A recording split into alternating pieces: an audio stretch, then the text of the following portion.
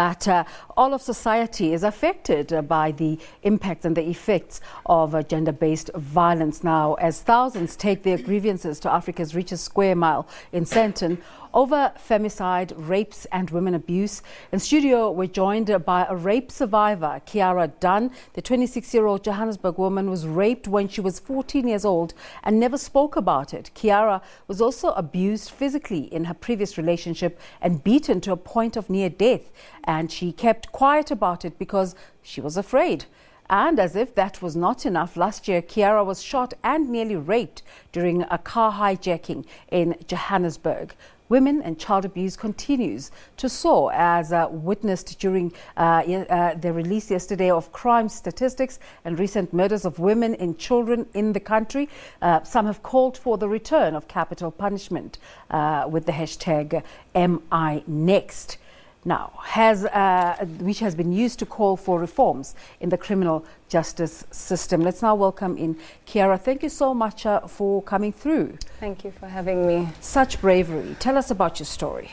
Okay, so basically I'm a young girl born and raised in Swaziland. I was raised by a single father who's a Zulu man. Moved to South Africa after my rape incident when I was about 14 years old. So it took some time for me to get to the point where I wanted to speak about my story, because I was very afraid. I was afraid that people would judge me. I was afraid that if I spoke about my story, people would look at me differently. I wouldn't be able to live a normal life as any other woman would who hadn't been abused or raped or anything like that. So there's research that has come out indicating that a certain level of women think that gender-based violence is normal. It's okay for a man to beat up a woman and it's an indication of love.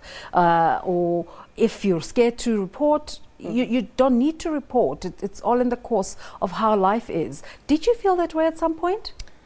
Well, when I was in my relationship, I mean, in the beginning it always starts off all rosy. All rosy, yeah. He's very charming, and you would never think that it would happen to you. So the first time that it happened, I tried to make excuses that maybe it was my fault, or maybe I said or did something to aggravate the situation. So you also tell yourself that you give the person the benefit of the doubt, telling yourself that, okay, maybe I can change and maybe it'll get better. And all that happens in the process is it only gets worse and worse and worse as time goes by. But because you're so isolated from your family, your friends, from the rest of the world, you have nobody to talk to. So it's an element of fear in that. You become afraid, you don't want to tell anybody about what you're experiencing because everybody sees you as this happy couple. So I guess I shied away from the people that I loved, and I never spoke about it for the longest of times until it got to a point where I felt like I'm going to die. Obviously, you're braver now and you're speaking. Just let's go back to that time when you were scared. Okay. What were you afraid of? I was afraid of him. I was afraid of disappointing my parents. I was afraid of people judging me. And I was afraid to fall off this. People always took me as the type of person who had everything under control. So I never wanted to That can be problematic, right? Yes, yes. So I never wanted to come off as I'm weak, or I can't control my situation, or I can't handle my household, or whatever the case may be. So I just decided that I would deal with that situation on my own, in my own fear. At what point did you realize you can't do this on your own? But also, when did the turnaround come about where you're like, I have to speak up now? I think the last time when we had a physical, well, when he hit me, that was the last straw for me, because I could see it in his face that he was not going to stop. He was just going to continue. And I want so much for myself, and I've wanted so much in my life. And that was the point where I felt like I decided that this is not for me. Yeah. I'm walking away from the situation. I lost everything. Everything I had worked for, the businesses we had built. I returned home and I went back home and said to my parents, this is it. Yeah. I need to start afresh. So that was my breaking point. You've had time to think about all of those events, the relationship, the rape when you're 14 years old, and the initial inclination, as research shows, is for a woman, as you said yourself just now, is to blame yourself. But with hindsight, now that you've had time to think about these things, what do you think brought this about? Why do you think it is about men's psyche that makes them think they need to own a woman? Speaking from my own personal experience, I'm a very independent woman and I have a very strong personality. And what I noticed in my abusive relationship is that he wanted to break that down. Yeah. He didn't want me to be strong, and he wanted to use my intelligence to build his own ego or his own business. But if I was doing something to empower myself, it was a problem. So I think to a certain extent that him breaking that part of me down and making me feel like I'm weaker and I'm not deserving, and he was insecure as well. Those insecurities, it didn't matter if we were in a restaurant and another man looked at me. For him, it was my fault. Yeah. It's my fault for being beautiful. It's my fault for being intelligent. It's my fault for being well-spoken, or whatever the case may be. So he would take that out on me. The fights would start randomly. Someone looks at me, oh, you know that person. What is your relationship with that person? Yeah. Why are you looking in that direction? Why are you wearing so much makeup? Why do you have to wear a skirt? You know, and insult me at that. And that continued to break me down. And eventually I just became submissive to his abuse. So there's 70 civil society groups that are protesting in Sandton this morning. And we're asking you as one woman to take their message forward. What would you like to say to him, to any man out there who's watching right now, who feels that his ego can be boosted by putting a woman down? I think for me, every man has a mother. You were brought into this world by your mom. And it's big for me. I mean, I have a brother. If you cannot treat your mother the way you would your girlfriend or your wife or any other woman for that matter, why even think that you have the power to do that to someone so important to the circle of life? Because women bring life, yeah, you know, and instead of breaking down or trying to be abusive or whatever the case is, a man needs to work on himself as an individual. If he feels as though he's insecure, why take it out on a woman? Yeah. You know, and as women, we also just need to, I think, also take a stand and try and pick up these things in an early stage. I know it's a little bit difficult, and you keep telling yourself that, oh, he's going to change. It was only once. It's not going to change. So again, we bringing you here as an individual. We're talking to you as an individual, but I'm sure you've been watching events in the country in the past few days, the killing of Mhojana. What does looking at, so you're able to see that even though you might be an individual who has suffered this, it's a pervasive thing. It's happening everywhere. Yes. What are the events of the past few weeks? How have you interacted with them? It's traumatizing. Every time you turn on the TV, every time I go onto social media, you keep seeing something happening every day. Yeah. It brings back memories for me. I'm afraid to do certain things, and I'm not afraid to say it. I'm not afraid in the sense that I fear a man. I'm afraid in the sense that it's just not safe anymore. Yeah. A few people have sent me messages and they'll be like, we know this and this is happening. How are you feeling? Are you coping? Are you okay?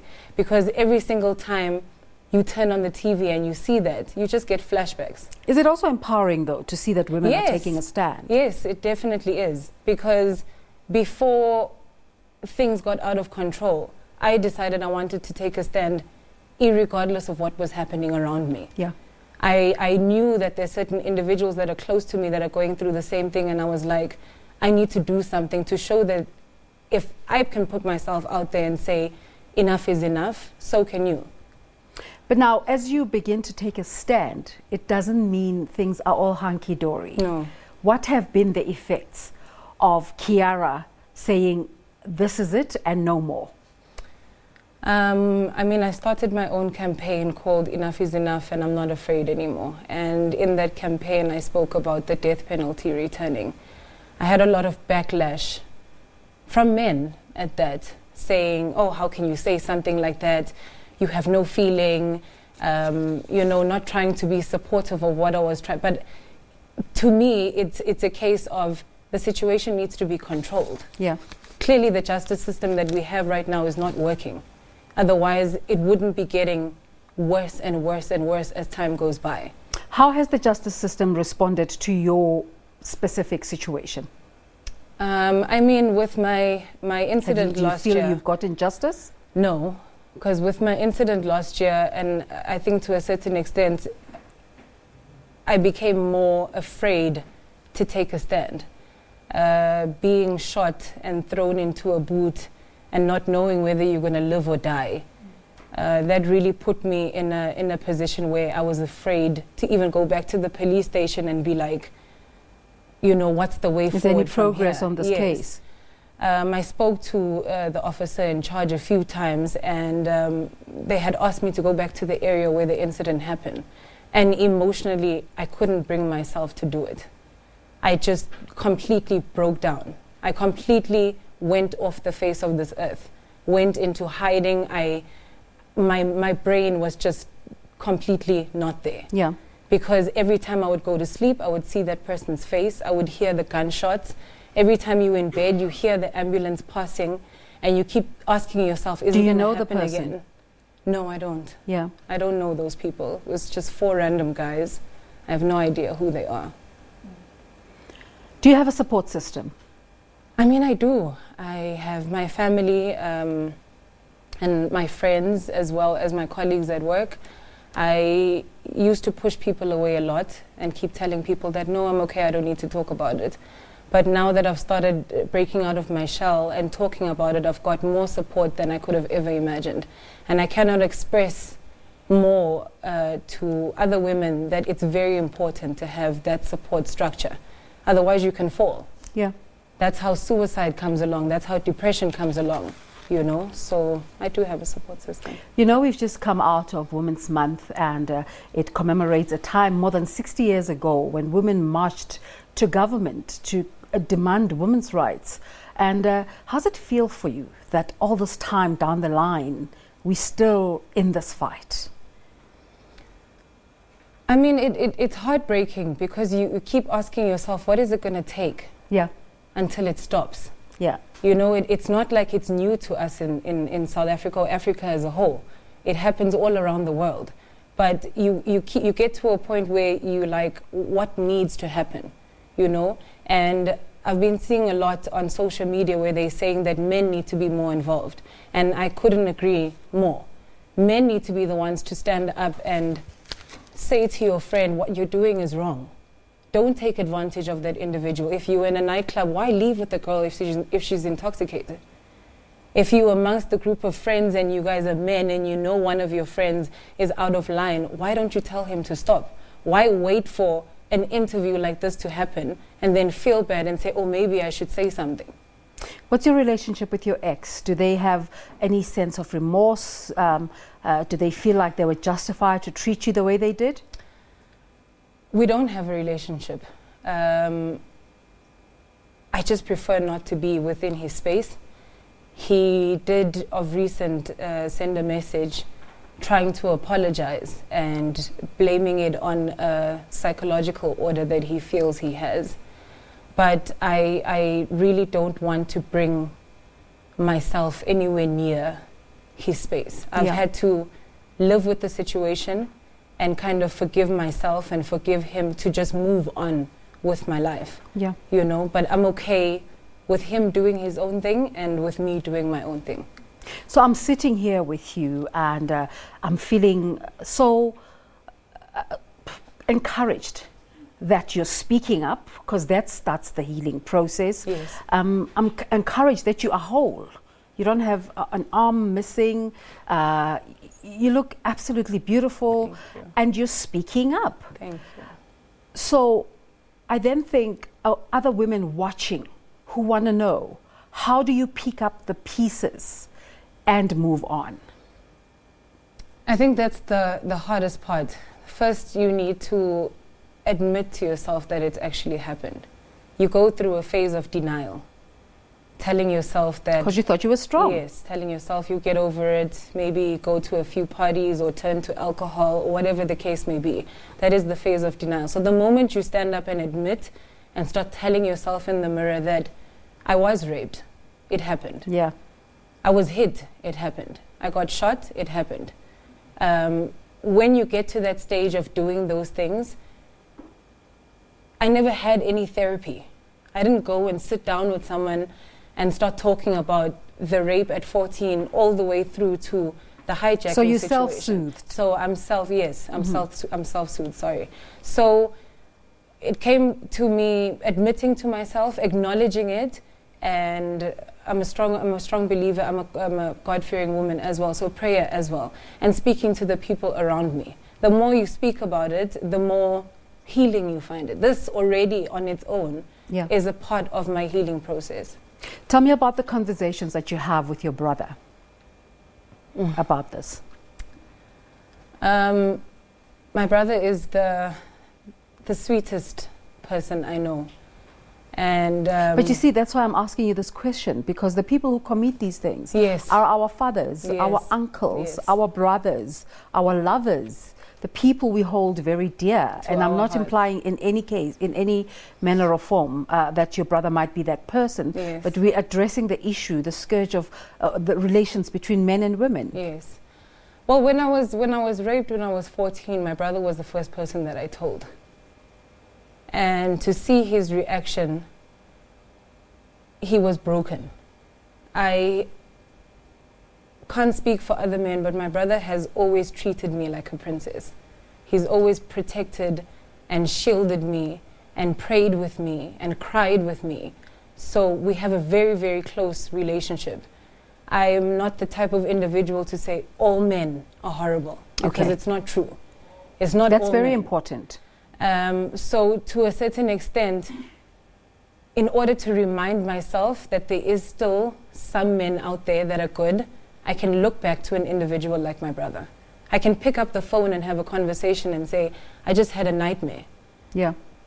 Or I'm not coping, or I'm about to break down, and he will understand. And maybe not relate, but he's always been there for me, you know, and never judged my situation or said, it's because you did this, sis, or it's because you did. No, not at all. I know you said your organization is calling for the return of capital punishment, but besides that, what does it represent? How do you hope to take this conversation forward? Because we still have a long way to go, it's seemingly. Yes. I think more than anything, like I did say before, it would be appreciated if men took a stand with women. So not just for us to speak out, but also for men to say, we have you. We're going to support you through the process. Yeah. As well as the justice system as well. I don't think our justice system is strong enough. Yeah. When I was raped and I went to the police station, I was scared. I was scared that people would judge me. Like in that space, that what were you doing that got you to that point? Yeah. Were you intoxicated? Did you have alcohol? And they say that shame is one of the things that creates fear in our lives, because you feel like, as you say, the world is judging you for who you've been and the things you've gone through. Yes, exactly. So I remember being at that point and not even being able to go through with a full police report at the age of 14. Because you walk in there, everybody's looking at you, people are laughing. You want to say... Laughing? Who are these people? I mean, in the what I'm saying is in the environment of the police station. Yeah. They're having their own conversation. In that moment, you are traumatized. That is so crazy. So you want to walk up to someone and say, this has just happened to me. Yeah. It's like a day of business. Okay, case number, you know what I mean? There's no sense of empathy. Like, I'm sorry you had to go through this. Here, come and take a seat. Let's talk about it. Yeah. Like really try and emotionally relate as a man to a woman that's just gone through that. Because if it had to happen, God forbid, to your daughter, the reaction wouldn't be the same. You say you started your own business. Are you feeling stronger now, and what's in the future for Kyara? I definitely do feel stronger. I love myself more. I've learned to love myself again. And what the future holds for me, I just hope to change lives. I hope to help young girls and individuals that are afraid to speak up about their story. I hope to save lives of girls who are in relationships right now that don't know how to leave. I just want to make a difference, even if it just starts with me. Yeah. Well, thank you so much for sharing your story with us and opening up to us this morning. Thank you. We totally appreciate what it takes to do that. Thank you so much. Thank you Kyara so much. Dunn is a gender-based violence survivor and a rape survivor, and you heard her story, and quite amazing. Thanks once again. You're watching The Agenda. Let's take a break, but we're asking you a question here on The Agenda. We're asking you, as we said earlier, the effects of gender-based violence really impact everyone. So we're asking you, will taking a fight against gender-based violence to business, as you see they have done in Sandton, yield any desired results? Let us know at @theagenda_SABC. Also tell us how you feel about Kyara's story, and we'll take a look at those tweets later on the show. Let's take a break for now.